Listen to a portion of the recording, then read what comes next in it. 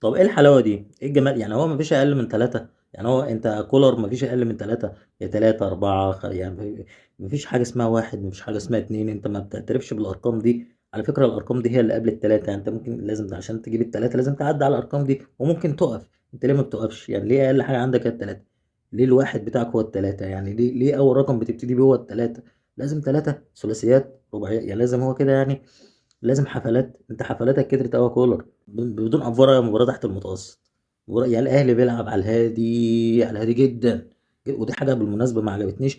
واللي عجبني فيها بقى، يعني برغم ان هي ما عجبتنيش، اللي عجبني فيها ان دي رساله واضحه وصريحه جدا للاسماعيلي. ما تعيش دور مش بتاعك، ما تعيش دور بطل او منافس بطل. ما تعيشليش دور اللي هو تعالى لعبني في اسماعيليه، لا اجي العبك في الدقهليه والجو الكتيان ده. فكك من الجو ده.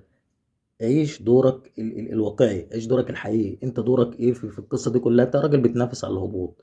فاخرك تيجي تاكل الثلاثه من الاهلي كده وتتكل على الله، مش تقول لي يا ثلاثه. لا لعبني في الاسماعيليه، لا لعبك في مش عارف.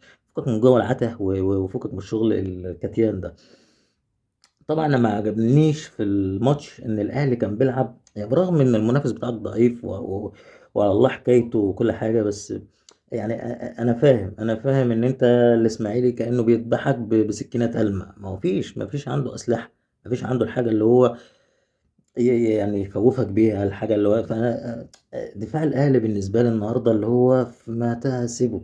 يعني هيعمل ايه؟ يعني لما يلف هيشوطها ماشي، يعني هتتصد الشناوي هيجيب، هتطلع بره. يعني هيحصل ايه؟ يعني معلول هيقطعها، ما عدت من معلول هيطلعها رو. فده كانت حاله، وبصراحه ما عجبنيش.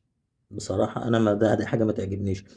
انا يعجبني الجديه. العب حتى لو بتلعب منافس سهل. انا كانت عاجبني الجديه دي وانت بتلعب سيمبا. وانت بتلعب سيمبا ايه وانت بتلعب سان جورج.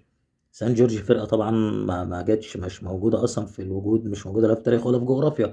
ومع ذلك انت كنت مقدرها وكنت بتلعب. يعني دي كانت حاجه، كانت ميزه عجباني في الاهلي، ان هو بيدي لكل واحد اكتر من اللي يستحقه، اكتر من حقه. وتعلمنا الدرس ده من بعد اتحاد العاصمه. فانا يعني ما عجبنيش بصراحه النقطه دي. حاجة كمان ما عجبتنيش وهي محمد عبد المنعم. انا ما عنديش مشكلة ان انت يبقى عندك ثقة، وده حاجات بتعجبنا. وبيعجبنا اللعيب اللي عنده ثقة، وخصوصا ان الحاجات دي خلاص انتهت في مصر من 2008. يعني ما عادش عندك اللعيب اللي بيتقل على كورة. ما عندكش ابراهيم سعيد من الاخر، ما عندكش اللعيب اللي تثق فيه كده، اللي يشيل لك دفاع، اللي هو يعني يدي ثقة للفريق. ما عندكش اللعيب ده اللي مهريا عالي. ما عندكش اللعيب ده موجود دلوقتي. فمحمد عبد المنعم احنا حابينك وحابين ستايلك وحابينك بثقتك والكلام ده كله. بس هي في سنة اللي هو لما بتاخد المباراة فردية، يعني بتيجي مع المهاجم كده وعايز تلعب. لا عايز احرجك، لا عايز لا. لا انت لما تعمل الكرة بشكل حلو، خلي في دماغك انت عايز تلعب بشكل حلو، عايز تأدي بشكل حلو، عايز تعمل كرة حلوة تمتع نفسك تدلع نفسك. انما انت تخش لي لا انا هعديك، لا انا. فده بصراحة حاجة برضو. انا يعني محمد عبد المنعم بالمناسبة لعيب بيتطور يعني. الانتقادات اللي هو بيسمع لجمهور الاهلي، الانتقادات هو بيصلح منها. حتة ان هو كان بيطول الكرة في رجله والكلام ده بقى بيعملها بالمعقول. حتة ان هو يبقى عنيف او ان هو يدخل في خناقات او كلام من ده، برضه هو بيطور من نفسه وبيقلل من القصة دي. فمحمد عبد المنعم يعني احنا حابينك والله وحابين ستايلك وكل ده، بس حاجة خدها بعين الاعتبار زي ما خدت حاجات قبل كده بعين الاعتبار. بتجيب معاك نتيجة وبتخليك إيجابي. بيرستاو طبعا، يعني بيرستاو ده صاحبك الحريف المهاري الغلبان في نفس الوقت، اللي بيبقى معاك في الحجز ده تحس انه على الله حكاية. يعني ما فيش هيعمل ايه؟ طيب هيرقص بيصعب عليك يعني.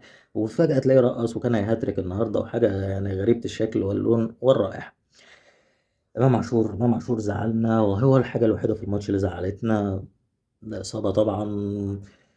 وطبعا هيبقى في شماتة وحوارات وكلام عبيط أقل ما يقال عنه يعني، ولكن بصراحة زعلنا، وإن شاء الله تبقى على خير، وإن شاء الله مفيش حاجة.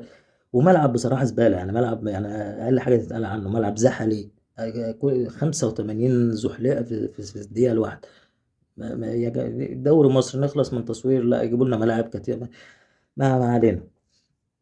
عجبني النهارده طاهر محمد طاهر. هو اللاعب لما تبقى مش ماشية معاك، أو لما تبقى أنت مش في مستواك، او لما تبقى عارف نفسك. انا يعجبني اللعيب اللي هو عارف نفسه. انا دلوقتي انا مش في حالة ان انا يعني افور على نفسي، لا. فالعب السهلة او العب فيها تحركات. النهارده كانت عجباني الجون التاني او التالت، الجون التالت بتاع بيرستاو، التحرك نفسه هو، مين اللي اداله الكورة؟ معلول تقريبا او مين، هو قال له انا هتحرك اديها لي، فاداها له، جرى بسرعته وعكس للي جاي بوشه وادى لتحت. فبصراحة كان عاجبني النهاردة، بيلعب السهل او بيلعب الايجابي، سواء بتحركه جاب على المرمى او ببساطه او عرضياته برضو على المرمى. كان في كام كورة كده كان حاول برضو يعرضها. موديست مش قادر احكم عليه لانه ما بيجيلوش لا كورة عرضية ولا يعني اكل عيشه، ما بيجيلوش، فانا مش قادر احكم عليه سواء هو حلو ولا مش ماشي، مش عارف. يعني انا كان عندي محمد شريف، كان هو اللي لحد دلوقتي انا بصراحة ده علامة استفهام من او على كولر، يعني مش عارف انا موديست ما استفدتش منه بأي حاجة لحد دلوقتي. كان معاك كهربا، كان معاك محمد شريف، هو اللي بيمشي في طريقة اللعب دي. فهل موديست هنشوف حاجة في الأيام الجاية أو في الماتشات الجاية؟ معرفش. علي معلول دفاعيا وحش طبعا. مباراة تحت المتوسط، حفلة على الهادي، حفلة بدون صخب بدون أضواء، بتاخد التلاتة بتوعك واتكل على الله، خد واجبك وروح الإسماعيلية معزز مكرم.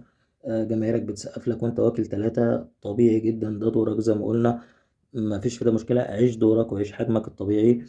بس يعني وألف مبروك للنادي الأهلي، وتوقف مع المنتخب، وإن شاء الله يرجع الأهلي أفضل والمنتخب قبل الأهلي يبقى أفضل، وألف مبروك للأهلي.